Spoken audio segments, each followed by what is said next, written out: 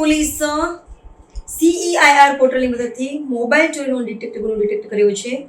રુસ્તમપુરા પાસેથી ખલીલ ઇબ્રાહિમ શેખની ધરપકડ કરી ₹8,500નો ઓપ્પો કંપનીનો ચોરાયેલો ફોન કબજે કર્યો હતો.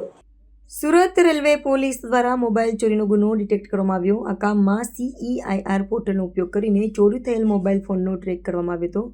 પોલીસ ટીમ ટ્રેનોમાં થતી ચોરી અને અનડિટેક્ટ ગુનાઓને શોધી કાઢવા અને ભવિષ્યમાં આવા ગુનાઓ થતા અટકાવવા માટે વિશેષ સૂચનાઓ આપી હતી.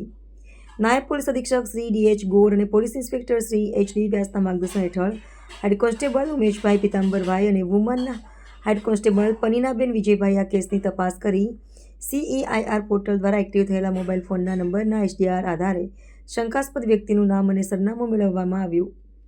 તપાસ દરમિયાન ખલીલ ઇબ્રાહિમ શેખ નામના શંકાસ્પદ વ્યક્તિને પાટણવાડ અકબર સાઈડ ટેકરા રુસ્તમપુરા પાસેથી ઓપ્પો કંપનીનો બ્લુ કલરનો મોબાઈલ ફોન બરામદ કરવામાં આવ્યો, જેની કિંમત ₹8,500 હતી.